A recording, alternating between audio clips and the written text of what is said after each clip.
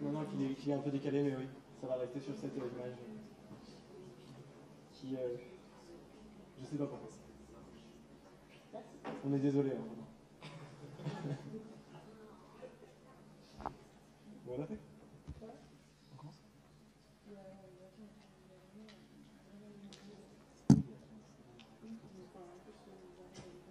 Ah oui.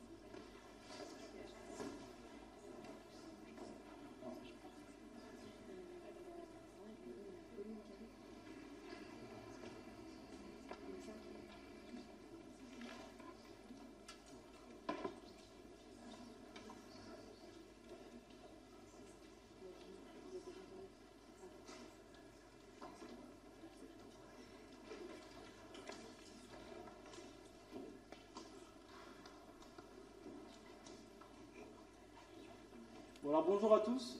Déjà un premier test pour savoir si on va utiliser un micro ou non. Est-ce que tout le monde m'entend, genre derrière, au fond? C'est bien? Ouais? Ok, cool. Alors je me présente, moi je m'appelle Jules, je suis vice-président de l'association Clubinov, dont la conférence va vous présenter aujourd'hui les travaux. Déjà il faut remercier le Forum des sciences cognitives par connivence de nous accueillir ici et tous nos partenaires. Judith va vous présenter donc notre association et notre parcours depuis 7 mois pendant une petite demi-heure et ensuite on laissera place à une discussion tous ensemble pendant un quart d'heure. Voilà, je vais laisser Judith présenter. Ouais. Merci d'être venu, merci au FSC et merci à toi Gilles de m'avoir présenté. Du coup, juste avant de commencer, je me demandais si certains d'entre vous n'avaient jamais entendu parler des sciences cognitives. Non, tout le monde est à peu près familier avec ces sciences-là. D'accord. Donc, je vais quand même commencer par une petite définition pour être sûr qu'on parle bien de la même chose. Les sciences cognitives, c'est un jeune champ de recherche pluridisciplinaire qui est composé de la psychologie, des neurosciences, de la philosophie, de l'anthropologie, de la linguistique et encore d'autres nombreuses disciplines.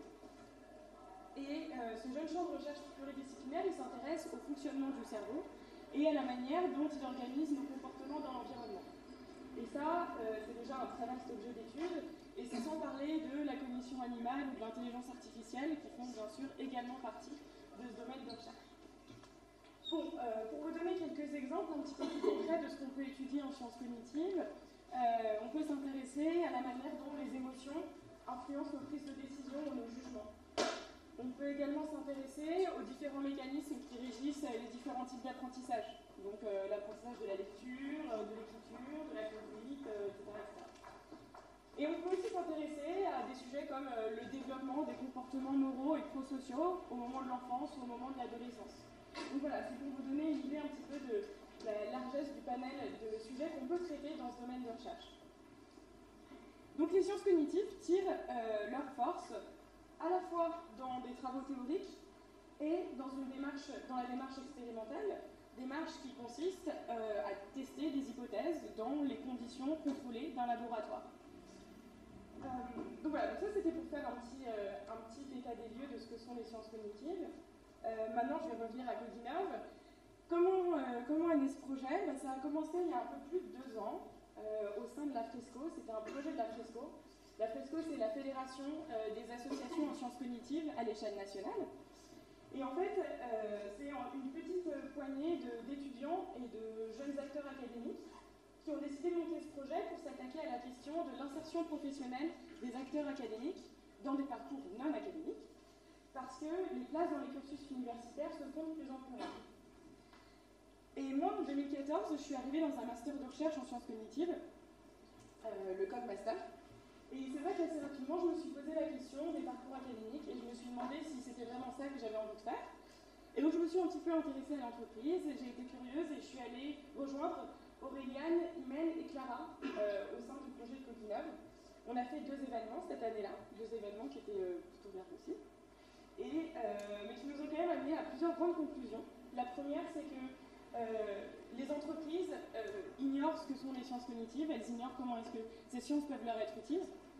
Les acteurs académiques, de leur côté, ignorent également comment est-ce qu'ils peuvent se valoriser auprès de ces entreprises, parce qu'ils ne savent pas ce que valent leurs compétences ou leur expertise auprès d'elles. Et enfin, et ça c'est notre dernière conclusion, c'est quand même que la recherche en sciences cognitives peut être un vrai levier d'innovation pour les entreprises. Et ça, on ne nous l'enlève pas. Et ça, j'ai bientôt dit ça. Et donc, je continue ma petite histoire. Fin 2014, 2015, rentrée 2015, les membres fondatrices du projet Coquinov quittent le navire. Elles partent en thèse, elles ont un nouveau boulot. Et donc, du coup, Jules et moi, on hérite du projet Coquinov et on décide d'en faire une association à part entière. Et en l'espace d'une semaine à peine, on va monter une petite équipe de 8 personnes. 8 personnes qui viennent d'horizons très différents. Donc la recherche en sciences cognitives, des écoles de commerce, des parcours en sciences humaines et sociales. Et puis au fil des mois, il y a une dizaine de personnes qui nous ont rejoints et aujourd'hui on est environ une vingtaine dans l'association. Et on est tous réunis autour d'une ambition commune, c'est de valoriser et promouvoir l'application, les applications des sciences cognitives et voilà, les explorer. Et puis en fait, très rapidement, au moment où on monte l'association, on se rend compte que le problème qu'on veut aborder, il est bien plus vaste que ce qu'on pensait. Ce qu'on pensait, peut-être un petit peu naïvement, c'est qu'il n'y a que les entreprises qui ignorent ce que sont les sciences cognitives, alors qu'en fait, bon, c'est pas le cas de cet éditorial apparemment, mais tout le monde ignore ce que sont les sciences cognitives. Et ça, c'est lié au fait qu'il n'y a pas il y a très peu, en tout cas, de véritables canaux de médiation scientifique entre les laboratoires, là où on produit la recherche en sciences cognitives, et la société, le grand public. Donc, par exemple, le Forum des sciences cognitives, c'est le seul événement annuel qui a vocation véritablement à ouvrir les portes du monde académique au grand public et à présenter l'état de la recherche actuelle sur un thème donné. Où il y a aussi Connie Junior qui présentait juste avant nous, qui est un projet de vulgarisation scientifique à destination des tout-petits. Mais voilà, donc assez peu de canaux de médiation scientifique. Et donc, du coup, avec l'équipe, on va se donner cette mission. On veut, en plus de servir d'interface entre la recherche et l'entreprise, s'adresser au grand public dans son ensemble. Et on veut rendre les sciences cognitives accessibles et utiles à tous au quotidien. En fait, ce qu'on se dit, c'est que les sciences cognitives, c'est avant tout les sciences de l'individu. C'est les sciences qui s'intéressent à la manière dont on fonctionne, dont on se développe, dont on interagit avec notre environnement. Et donc, du coup, ces sciences, elles peuvent avoir énormément à apporter aux individus dont elles parlent.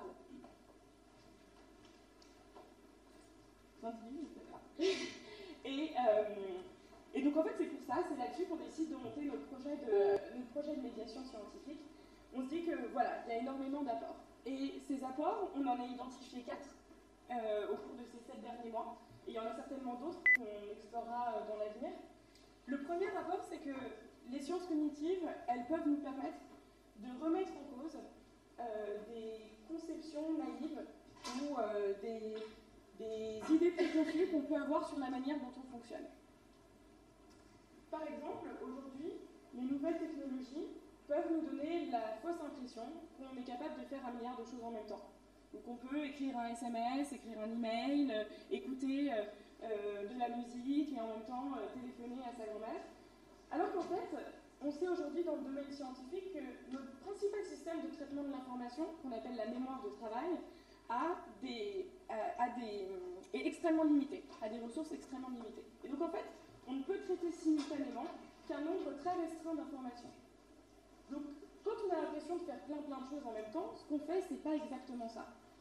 On switch très rapidement d'une tâche à une autre, mais ce switch-là, d'une tâche à l'autre, il a un coût cognitif. Il consomme des ressources cognitives. Et ces ressources-là qu'on consomme pour switcher très rapidement, on ne les alloue pas aux tâches qu'on est en train de réaliser, et donc en conséquence, on fait des tâches beaucoup moins bien. Donc voilà, ça c'est le premier rapport, remettre en cause des conceptions naïves ou des idées un peu préconçues. Le deuxième rapport, c'est que les sciences cognitives, ça va nous permettre d'acquérir une nouvelle sensibilité à soi et au monde qui nous entoure. Par exemple, aujourd'hui, on sait que notre cerveau, il capte en permanence une multitude de signaux, de manière parfaitement inconsciente, c'est-à-dire que nous, on ne perçoit pas ces signaux, on ne perçoit pas ces informations, mais pourtant, elles influencent de manière inconsciente, de manière subliminale, notre comportement, et de manière significative. Et c'est notamment le cas des stimuli sociaux. En fait, il se trouve que notre cerveau, il est aussi excellent pour capter l'information qui vient des autres. Et il cherche en permanence à capter de l'information, des stimuli de type social. Et d'ailleurs, il le fait complètement comme une nourrit de notre avis, c'est inconscient, c'est automatique, et c'est en permanence. En ce moment, chez Codilab, on travaille justement avec une doctorante en neurosciences qui s'est intéressée à cette question-là dans sa thèse. Et plus précisément, elle s'est demandé dans quelle mesure est-ce que la perception d'émotions négatives ou positives chez les autres va influencer la manière dont on se positionne dans un espace public. Par exemple le métro ou en l'occurrence une salle d'attente. Mais on peut en fait étendre l'expérience à cette salle ici, à ce qui s'est passé quand vous êtes arrivé, vous vous êtes assis plutôt ici ou plutôt en haut, peut-être plutôt en haut parce que vous préférez pouvoir courir si vous vous ennuyez, ou peut-être plutôt en bas parce que vous avez envie de pouvoir poser plein de questions, n'est-ce pas ? Et ça, c'est des raisons conscientes. Mais en fait, il se peut, et c'est très fort probable, et c'est très simple, que votre cerveau ait capté une multitude de petites informations émotionnelles, de petits signaux sociaux, qui ont influencé de manière inconsciente votre décision de vous asseoir un tout petit peu plus à gauche ou un tout petit peu plus à droite, ou on n'en sait rien, à côté d'une femme, ou à côté d'un homme, ou à côté... Voilà. Donc ça, je trouve que c'est un bon exemple qui montre que les sciences cognitives peuvent nous permettre de porter un nouveau regard, d'avoir une nouvelle compréhension de soi et puis du monde qui nous entoure. Le troisième apport, c'est que les sciences cognitives peuvent nous permettre de donner du sens à des expériences vécues ou à des intuitions. Par exemple, nombreux dans cette salle ont déjà vécu cette expérience, votre petite amie ou votre petite amie vous quitte et vous êtes très triste, peut-être même dévasté.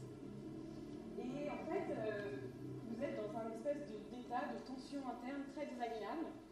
Et naturellement, automatiquement, votre cerveau va créer tout un système de justification a posteriori, ad hoc, pour essayer de justifier le fait que de toute façon, c'était pas la bonne personne, il était trop comme ci, elle était trop comme ça, etc., etc.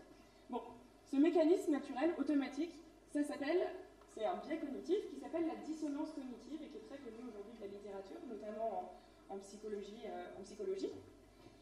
Et c'est un mécanisme par lequel notre cerveau essaye en permanence de réduire les états de tension interne qu'on ressent lorsque nos comportements sont en désaccord, sont contradictoires avec une croyance ou avec des informations extérieures qui viennent à nous.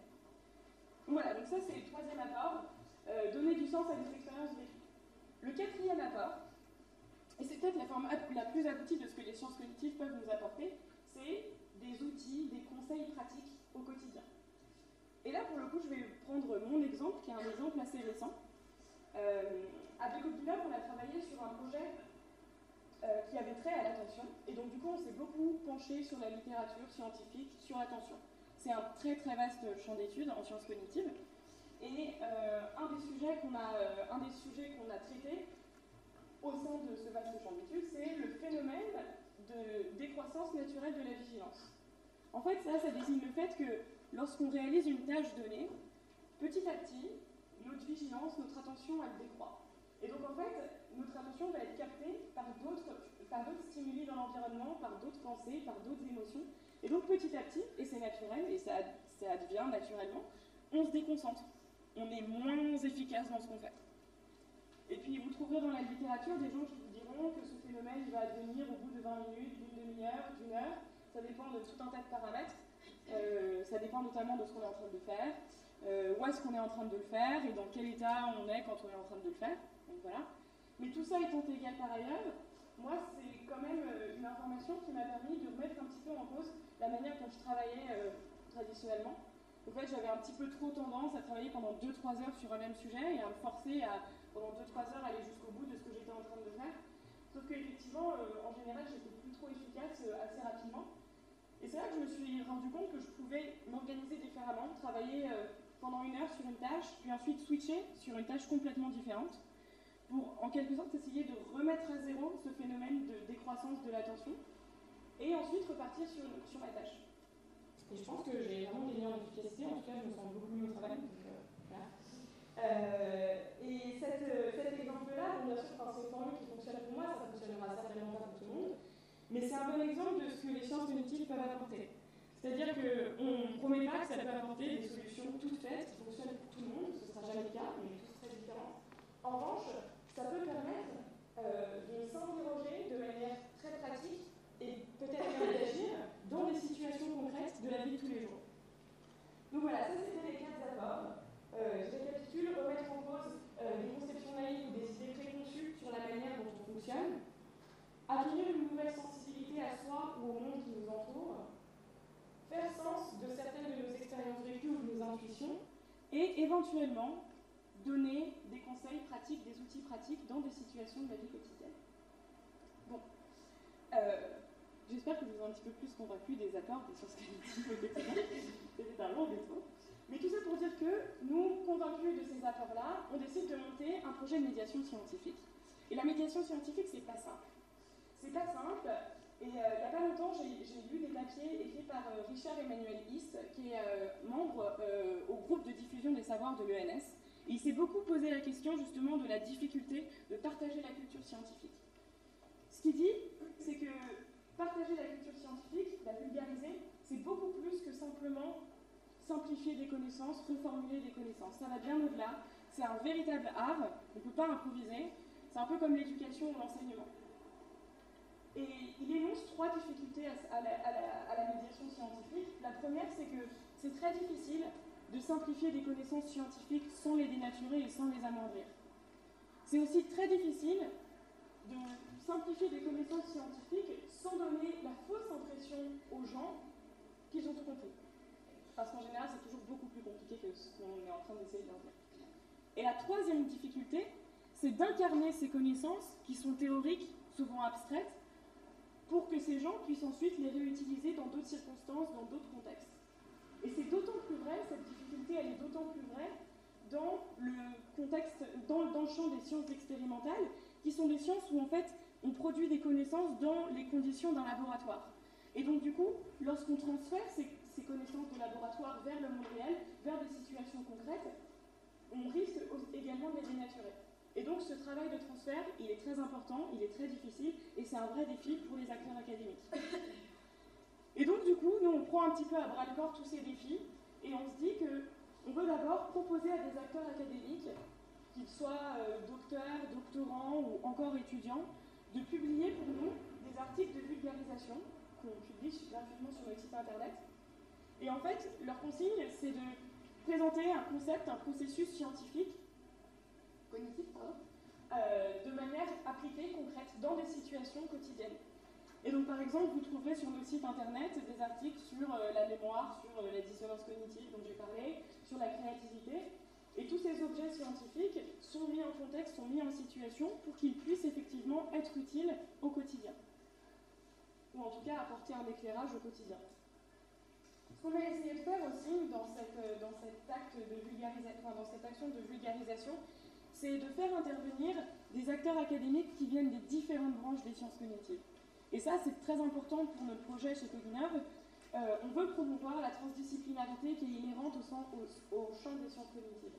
Comme je vous l'ai dit tout à l'heure, c'est un champ disciplinaire qui est très complexe, qui est très vaste, qui est composé de disciplines très différentes, avec des théories, des méthodologies, parfois même très contradictoires. Et donc du coup, ce qu'on essaye de pousser avec l'association, c'est justement cette logique de transdisciplinarité pour cultiver une approche qui soit aussi riche, aussi diversifiée que possible, et qui puisse effectivement rendre compte avec un peu plus de de substance de la complexité de nos expériences et du monde dans lequel on vit. Bon, ça c'est notre première activité de médiation scientifique, mais on n'a pas voulu s'arrêter là.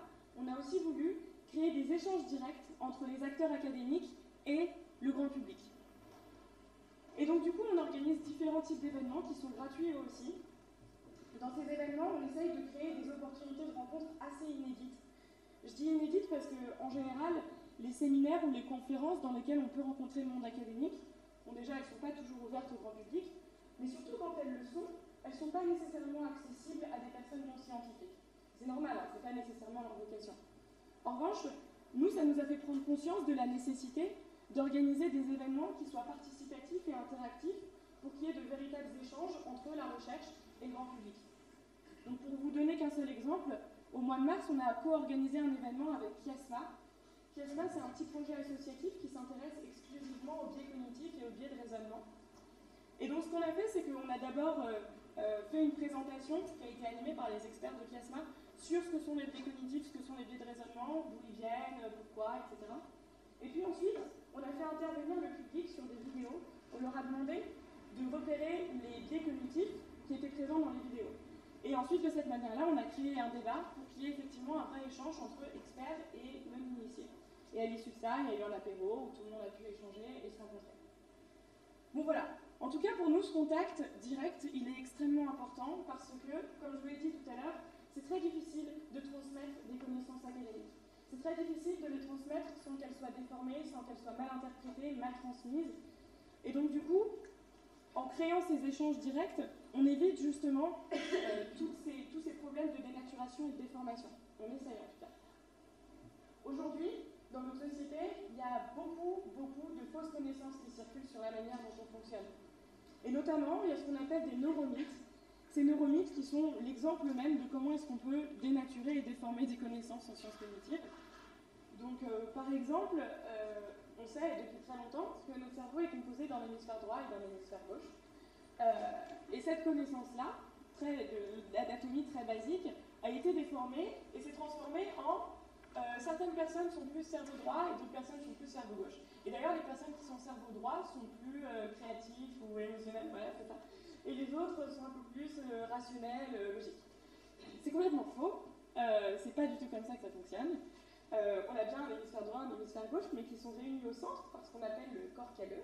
Et toutes ces structures ensemble forment notre seul et unique cerveau. Bon, ça c'est un premier exemple. Un autre exemple qui a été parfaitement illustré par Luc Besson dans son film Lucie, c'est ça ? C'est qu'on n'utilise que 10% de nos capacités mentales. Et ça c'est complètement faux aussi, et on sait, et depuis assez longtemps aussi, qu'on utilise beaucoup plus que 10% de nos capacités mentales, je vous rassure. Bon voilà.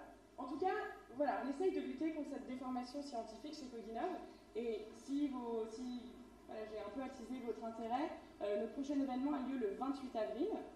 Il s'appelle Striptease et vous aurez l'occasion de rencontrer des doctorants ou étudiants qui ont pour challenge de venir pitcher leur sujet de recherche pendant 3 minutes de manière hyper appliquée, hyper concrète. Et ce sera ensuite à vous, à l'audience, de juger de la réussite de cet exercice et de leur dire effectivement s'ils ont réussi à vous apporter quelque chose. Donc voilà, Guillaume. Et ok. Bon, j'espère que je ne vous ai pas trop perdu, j'en ai fini avec la médiation scientifique, on va revenir au problème de base. Le problème de base qui était l'insertion professionnelle des jeunes acteurs académiques dans le monde de l'entreprise. Donc ça, c'est le deuxième volet de notre action associative. Comme je vous l'ai dit tout à l'heure, moi quand je suis arrivée dans ce master de recherche en sciences cognitives, je me suis assez vite demandé si la recherche c'était la seule et unique voie que je pouvais envisager avec les sciences cognitives. Et donc en parallèle de mes stages en laboratoire, j'ai fait un stage en entreprise, une entreprise qui s'appelle D-Sides. D-Sides, c'est une petite start-up qui fait ce qu'on appelle de la conduite du changement dans les grands groupes. En gros, l'idée, c'est de faire évoluer ces grandes structures qui sont hyper lourdes, hiérarchisées, complexes, pleines de process, vers des modèles qui sont plus humains, plus agiles, plus simples, etc., etc. Et leur conviction, c'est que la culture numérique ou culture digitale, ça peut être un levier d'innovation à la fois sociale et à la fois économique pour ces grands groupes. Donc si je fais ce détour-là, c'est pas pour vous raconter dans le détail ce que fait D-Sides et pour que vous le compreniez, c'est plutôt pour que vous ressentiez avec moi cette question de qu'est-ce que les sciences cognitives ont à faire là-dedans. Et effectivement, c'est la question que je me suis posée, c'était pas évident de voir ce que les sciences cognitives avaient à faire là-dedans. Et donc pendant plusieurs mois, j'ai observé ce qu'ils faisaient, j'ai analysé ce qu'ils faisaient, je faisais des rapports de mission, etc. Et puis, au bout de mes 4 mois de stage, j'ai dû soutenir mon stage devant un jury académique. Et ma première conclusion, c'était que c'est très très difficile d'appliquer les sciences cognitives dans l'entreprise, et c'est très difficile de voir où est-ce qu'elles peuvent être utiles. Donc ça, on m'avait prévenu. Mais la deuxième conclusion, et c'est peut-être la plus importante, c'est que je me suis rendu compte à l'issue de ce stage qu'il y avait beaucoup de potentielles applications des sciences cognitives dans le monde de l'entreprise, et qu'on a beaucoup de choses à apporter, nous les acteurs académiques, dans ces entreprises, et qu'en retour, ces expériences en entreprise, elles ont beaucoup à nous apporter en tant qu'acteurs académiques. Et donc du coup, à la fin de l'année, je décide de prendre une année de césure pour pouvoir poursuivre justement cette démarche exploratoire dans l'entreprise. Et à la rentrée, avec Jules et toute l'équipe, on décide de monter des projets de collaboration avec des entreprises pour pousser cette démarche d'expérimentation, d'exploration. Notre premier projet, ça va être avec D-Sides, donc la boîte pour laquelle je travaille. C'était assez simple parce que je les connaissais, je connaissais l'équipe, j'avais déjà un petit peu identifié des thématiques qu'on pouvait traiter ensemble. Donc ça s'est mis en place assez rapidement. Et à partir du mois de novembre, on a commencé une étude de cas pratique sur une problématique de l'entreprise, je ne vous en dirai pas plus. Et donc on a monté un petit groupe de recherche avec un docteur, deux doctorants et 2 étudiants sur une thématique. Et ça fait plusieurs mois maintenant qu'on est entre du travail théorique et du travail de terrain et qu'on travaille pour D-Sides. Et en fait, une fois encore sans vous en dire plus, ce projet, ce qu'il a prouvé, c'est que dans un climat de confiance, de bienveillance, de respect et d'écoute, on peut réussir à faire travailler ensemble des univers qui sont extrêmement différents et faire en sorte qu'effectivement, ils puissent s'apporter quelque chose. Et je pense que ça, c'est la plus belle réussite de nos projets ces 5 derniers mois, c'est d'avoir réussi à prouver ça à travers notre collaboration avec D-Sides. Bon, j'espère que j'ai suffisamment attisé votre curiosité et que vous allez venir nous voir à notre stand d'exposition. Et en fait, je vous encourage vivement à le faire parce qu'on a besoin de vous. On a besoin de savoir si effectivement un projet comme le nôtre, il peut être utile pour les gens. On a besoin de vous, nos confrères scientifiques, pour savoir si nos projets ils sont viables, ils sont justes, ils sont pertinents d'un point de vue scientifique. Donc venez nous voir à notre stand, on est au rez-de-chaussée à droite, au fond à droite. Au fond à gauche. Ça dépend dans quel sens vous venez. Ouais, c'est en bas, vous me trouverez. Donc venez nous voir à notre stand, consultez notre site internet codinov.org, venez nous voir sur Facebook Codinov, il y a plein de trucs tout le temps. Et surtout, continuez à nous poser plein de questions, à nous remettre en cause et à nous challenger en permanence parce que c'est ça qui fait avancer le travail scientifique. Voilà, merci beaucoup.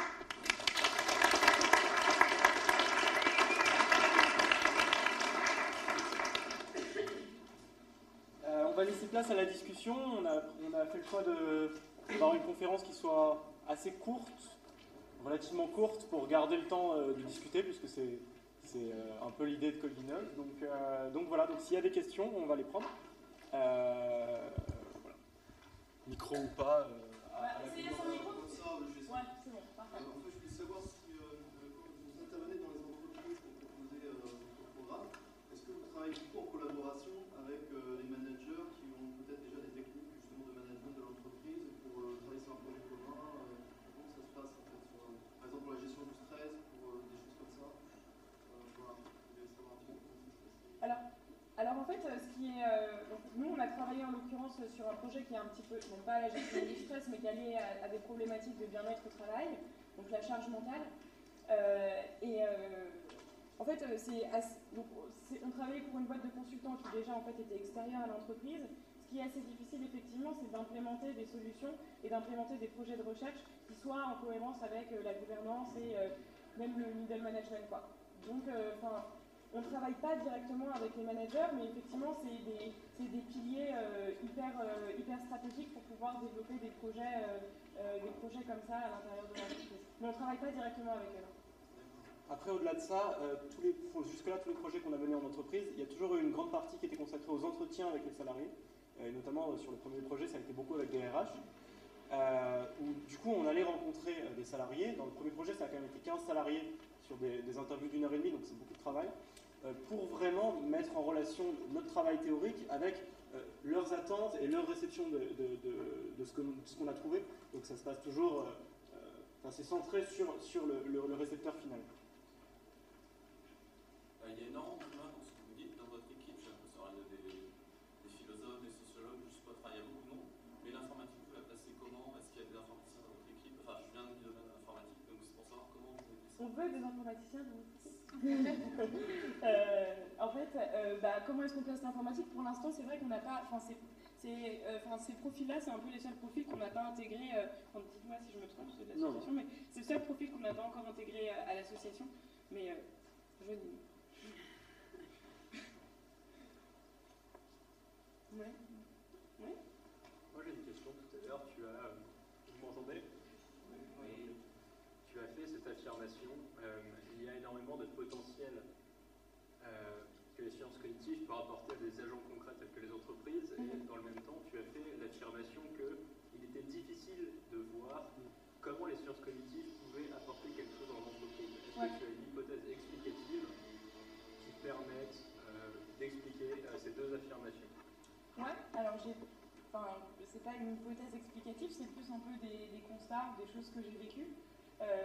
En gros, c'est difficile de repérer là où il y a des sciences cognitives, c'est difficile de repérer comment est-ce qu'elles peuvent être pertinentes pour un certain domaine d'activité.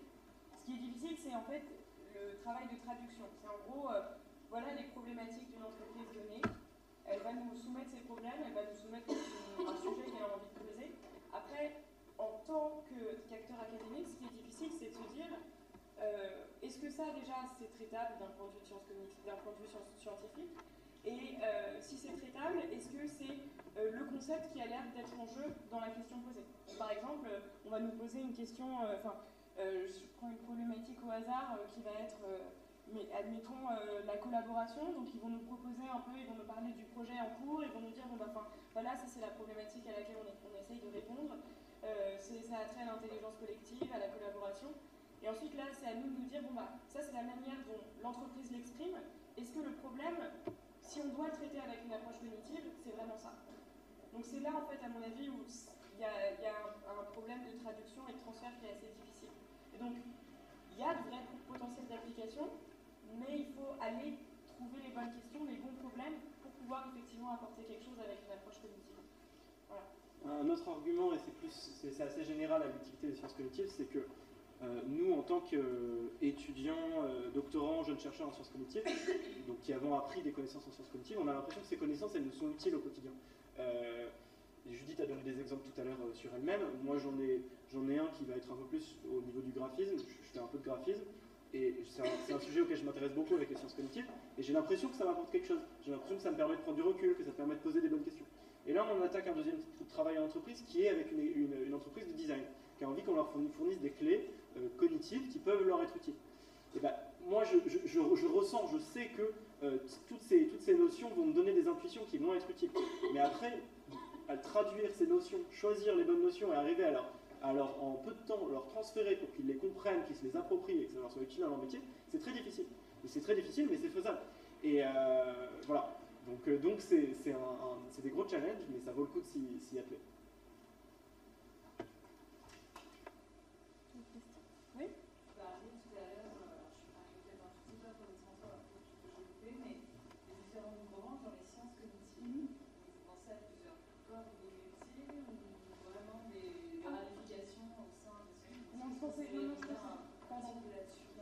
Non, je pensais branche disciplinaire, en fait, donc c'était sur un peu des références, effectivement, ça faisait référence à l'introduction. Les sciences cognitives, c'est un champ pluridisciplinaire, donc qui est composé à la fois de sciences plus, on va dire des sciences, je ne vais pas dire ça, des sciences, donc plus la philosophie, l'anthropologie,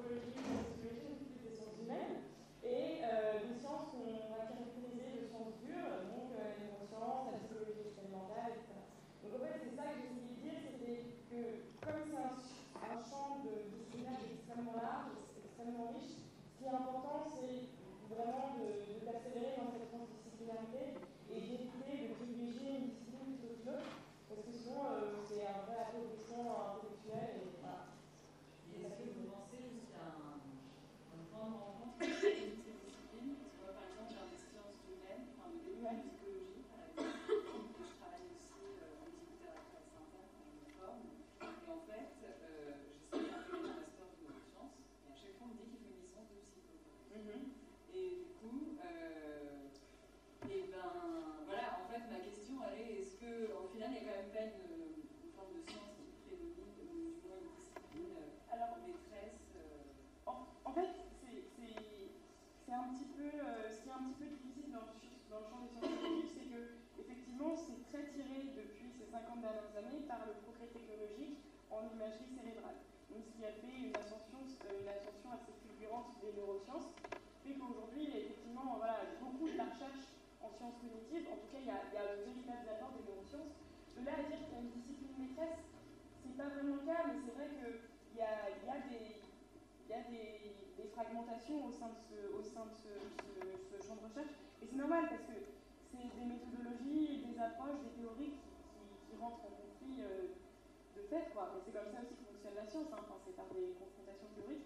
Mais non, en tout cas, je préfère penser qu'il n'y a pas de discipline maîtresse et qu'il y a donc toute la place dans les sciences cognitives. Et les sciences cognitives gagnent énormément de la pluridisciplinarité. C'est les chercheurs des sciences cognitives qui jonglent avec plusieurs disciplines.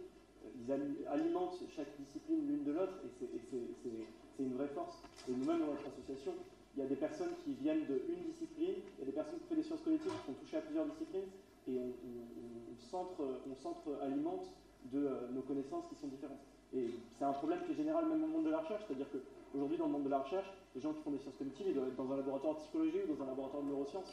Il n'y a pas vraiment encore de laboratoire de sciences cognitives qui soit multidisciplinaire. C'est quelque chose qui mettra du temps à évoluer. Si je peux ajouter un petit élément de réponse, juste les sciences cognitives, les objets d'étude qui sont extrêmement multiples, parce que c'est le cerveau et les fonctions cognitives. Et donc d'un point de rencontre, effectivement, si on étudie les synapses, bon, on est dans la neuroscience, biologie assez pure.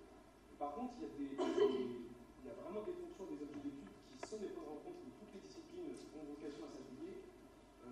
Un bon exemple, je pense, c'est la conscience, où les neurosciences ont un mot à dire sur les bases neurales de la conscience, la philosophie a un mot à dire, le comportement, la psychologie. Là, toutes les disciplines se rencontrent, et c'est pas le seul exemple, je pense. Donc il y a vraiment des points de rencontre, et il y a aussi des formations dans lesquelles il y a un point de rencontre, et le CogMaster dont on vient, c'est une formation qui s'efforce vraiment, c'est pas la seule, hein, c'est l'exemple que je connais, qui s'efforce vraiment à rassembler toutes les disciplines pertinentes. Donc il n'y a pas que de l'exclusion entre les disciplines. Non, mais c'est un peu... Après, en tant que formation, c'est quand même difficile parce que si le CogMaster nous offre le choix effectivement de la pluridisciplinarité, on reste quand même après finalement spécialisé. Assez spécialisé. Donc c'est assez compliqué. Je pense qu'après c'est un effort en tant que scientifique à faire, c'est un choix à faire que de se dire je vais aller me nourrir dans différents domaines de recherche. Voilà. Une question là-haut. Ma question rejoint une question qui a déjà été posée par rapport à vos interventions auprès des entreprises. Je suis curieux de connaître la réaction, notamment à un niveau décisionnaire dans les entreprises, parce que c'est vrai que vous avez quand même cet avantage d'une certaine autorité scientifique par rapport à ce que vous avancez. Et vous aviez parlé tout à l'heure justement de choses qui ne se font pas forcément tout de suite, il y a des choses qui sont plus sur le long terme, etc. Est-ce que vous, d'un côté, vous êtes plus dans la recommandation immédiate, vous donnez vos conclusions et vous partez, ou c'est un accompagnement plus long terme? Et surtout, voilà, ma curiosité, c'est vraiment par rapport à la réaction des grandes entreprises. Comment on perçoit ça? Ok. Alors, pour la première question, est-ce qu'on est sur un accompagnement de long terme ou un truc un peu ponctuel? Là, pour l'instant, le seul projet qu'on a fait, c'était le premier déjà, donc c'était pas hyper bien établi dans le dispositif. Et surtout, notre premier projet, il avait plutôt vocation à voir si l'approche en sciences cognitives pouvait être intéressante sur une problématique donnée. Donc du coup, c'était des livrables très finis. Donc il y a eu l'animation de quelques ateliers, mais ça a été assez court-termiste. En revanche, c'est vrai que là, ce qu'on essaye de faire, on veut promouvoir une espèce de campagne de communication autour du projet qui a été réalisé au sein d'une des entreprises avec lesquelles on a travaillé. Voilà. Et donc il y a peut-être quelque chose qui va un peu plus s'ancrer dans le long terme, mais là, effectivement, et donc je réponds à la deuxième question, on commence à se heurter un petit peu à la chape de plomb qu'il y a entre le terrain et la gouvernance. Ces projets-là, ils sont quand même assez encouragés dans les entreprises parce que, comme vous l'avez dit, il y a une autorité scientifique qui est plutôt bien respectée dans les entreprises. Et donc, du coup, de fait, ça donne de l'autorité à ce genre de projet, enfin de la légitimité à ce genre de projet, pardon. Après, effectivement, ce qui est toujours un petit peu compliqué, c'est de faire en sorte de ne pas juste s'aligner avec les intérêts de ces figures d'autorité et de pouvoir garder un petit peu de liberté dans les résultats qu'on trouve et qu'on propose. Donc, mais c'est plutôt bien reçu. Est-ce qu'on vous a déjà, par exemple, dit que c'était trop avant-gardiste pour ce qui se fait dans les entreprises françaises pour le moment, que c'était bien, mais pas tout de suite? En fait, ce qu'on nous dit surtout, c'est qu'il y a une vraie demande du cognitif dans les entreprises. Donc, ça aurait été peut-être avant-gardiste il y a 15 ans, surtout en France. C'est là, en fait, qu'il y a quand même un climat, je dis surtout en France, j'exagère, mais beaucoup en France, il y a un climat quand même assez réticent à ces réalités-là, enfin à ces modes de compréhension-là des individus. Et donc, du coup, enfin, dans les entreprises. Et du coup, c'est vrai, je pense que ça aurait fait peur il y a assez longtemps. Enfin, il y a peut-être une vingtaine d'années. Aujourd'hui, on est quand même beaucoup plus ouvert à la question et au contraire, il y a une curiosité et une appétence pour les sujets cognitifs dans les entreprises. Donc, je pense que non, on est plutôt sur un bon timing de ce point de vue-là. Je crois qu'il y avait un autre aspect dans ta question, peut-être, si je ne me trompe pas, qui était de savoir si on donnait finalement des instructions précises et on s'en allait, ou si on essayait que il y ait une certaine personnalisation des choses qu'on donnait. Donc, en fait, la réponse, c'est qu'on cherche complètement l'appropriation des concepts par les personnes auxquelles on s'adresse. Et ça, c'est quelque chose qui est central à notre process. C'est-à-dire que c'est quelque chose qu'on précise tout de suite aux gens, c'est qu'on n'est pas là pour donner des méthodes toutes faites et qu'on est vraiment là pour leur fournir des concepts utiles pour eux et de leur fournir de la façon qui va leur permettre de s'en servir d'une certaine manière. Mais c'est des choses personnelles, c'est-à-dire que c'est à eux de trouver la propre utilité de ce qu'on leur donne. Et du coup, ça demande un travail, notamment on se focalise sur les fausses croyances. Donc, qu'est-ce que la personne pense du concept qu'on va lui transmettre? C'est très très important parce qu'il est important de pouvoir casser toutes les potentielles fausses croyances qui existent sur ce concept si on veut arriver à lui donner les bonnes clés. Et on travaille également beaucoup avec les analogies pour donner des choses qui soient facilement utilisables, facilement compréhensibles, avec de ce qu'on pourrait appeler des grilles de lecture, qui soient un petit peu des modèles très simples qui permettent d'analyser des situations dans lesquelles on va se retrouver avec ces concepts pour prendre du recul. Et la prise de recul, c'est quelque chose d'important. Enfin voilà, donc en complément de ce qu'a dit Julie. Est-ce qu'on peut dire que aussi, par exemple, en entreprise, vous interviendriez un petit peu comme un psychologue du travail sur cette question? Oula non, je rigole, mais c'est parce que ce serait dangereux pour nous de se revendiquer de ça. Donc, non, on n'agit pas du tout comme des psychologues du travail. Au contraire, et c'est un petit peu ça notre rapport, c'est qu'on doit rester très neutre dans la manière dont on regarde ce qu'on nous demande de regarder et dont on approche le problème qu'on doit approcher. Et donc, c'est plutôt en fait des entretiens de type pas du tout analytique, enfin de type pas du tout thérapeutique, pardon. On a une grille de lecture très précise avec un conducteur d'entretien très précis sur des points très précis. Donc bien sûr, les subjectivités et les expériences individuelles de chacun s'expriment dans ces moments-là, mais on n'est pas du tout dans une dimension thérapeutique. Non. On a un travail de médiateur, donc on n'a pas du tout un travail d'aller étudier l'individu ou directement des cas personnels, essayer de l'aider, ce qui est un métier complètement à part entière. Donc c'est vraiment un travail de transmission. Voilà, donc ça ne touche pas du tout à la psychologie du travail. J'avais une question pour savoir jusqu'où vous alliez dans la démarche, vous avez cette étape de diagnostic, vous allez identifier un sujet, une problématique, faire des recherches dessus, observer un peu des solutions. Est-ce que vous comptez, ou est-ce que c'est ce que vous faites sur votre premier projet, d'aller jusqu'à un suivi pour essayer peut-être de mesurer l'impact et votre rapport? Et dans ce cas-là, comment vous comptez le faire et comment est-ce que vous comptez le designer par le biais d'une phase observationnelle? Alors, c'est en cours en fait. Ce qu'on a mis en place comme dispositif de suivi, déjà, c'est un questionnaire. Un questionnaire en gros de satisfaction sur notre prestation et sur le travail qu'on a apporté aux salariés.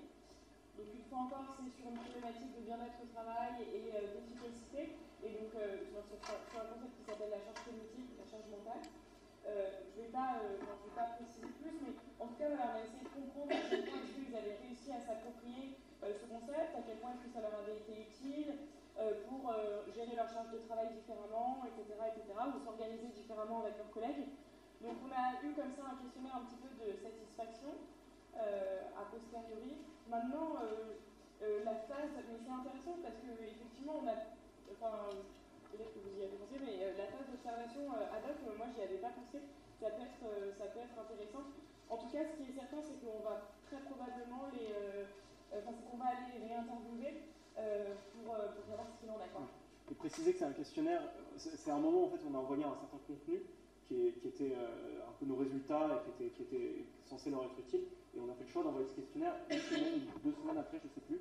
En gros, l'idée était d'envoyer le questionnaire plus tard pour savoir a posteriori si ça leur avait été utile, si ça leur avait apporté quelque chose. Donc c'était un peu dans la démarche que tu décris. Ouais.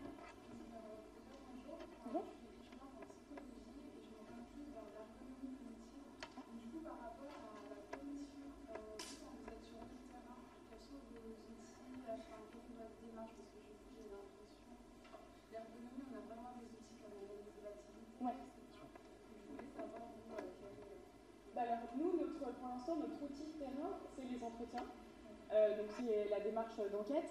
On n'est pas du tout effectivement sur des indicateurs comme ceux que vous avez en ergonomie cognitive, mais qui seraient en l'occurrence hyper intéressants sur la question des postes de travail à utiliser pour l'étude de cas qu'on a réalisée, parce que voilà, la dimension ergonomique elle est fondamentale dans notre travail, c'est sûr. Enfin, dans le cas qu'on a traité.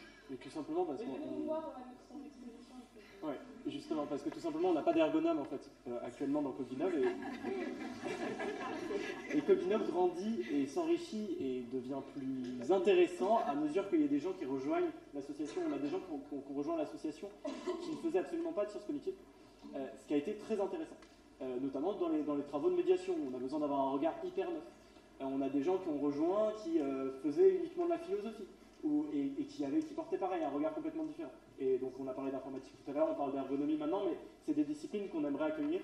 Voilà.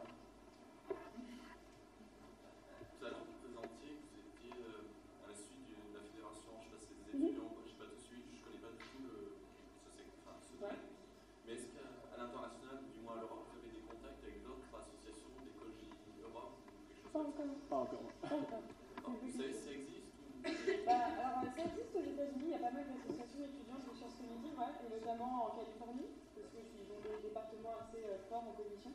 Mais là, on ne s'est pas encore connecté avec des acteurs à l'international. En revanche, on est très implanté avec les acteurs locaux ici, donc déjà par la fédération, qui fédère toutes les associations de sciences cognitives à l'échelle nationale, et puis avec ceux qu'on connaît et qui sont présents aujourd'hui. Connivence, Chiasma, l'association dont j'ai parlé, enfin voilà, tout un tas d'autres acteurs ici. Mais pas encore à l'international. Moi j'avais une question. Moi la vision que j'ai d'entreprise, c'est un groupe de personnes qui s'organisent pour accomplir une tâche. Et je voulais savoir si votre étude elle vise à innover plus la manière dont les gens s'organisent entre eux pour arriver à leur tâche, ou plus précisément sur comment ils vont effectuer la tâche elle-même. Comment ils vont organiser la tâche elle-même, qui là pour le coup on rentre sur une dimension ergonomique qui est un petit peu différente, parce que c'est des questions de support et choses comme ça. Donc nous on n'est pas trop intervenu là-dessus, on est intervenu sur la manière dont ils vont s'organiser pour réaliser une tâche. Voilà, donc et collectivement et individuellement. C'était plutôt ça nos cibles. Et la question du collectif, on se l'est posée, c'était une question qui était vraiment difficile de savoir comment on étudiait à la fois l'individu et le collectif. Et finalement en fait c'est toujours en étudiant l'individu que ça va vers le collectif. C'est-à-dire, une fois qu'on a compris comment ça se passait individuellement, une fois qu'on a essayé de trouver des clés qui nous donnaient des indices sur la manière dont ça se passait pour l'individu, on avait des indices encore plus petits, mais toujours tout aussi utiles sur comment ça se passait pour le collectif. Est-ce que vous avez un exemple comme ça d'une innovation au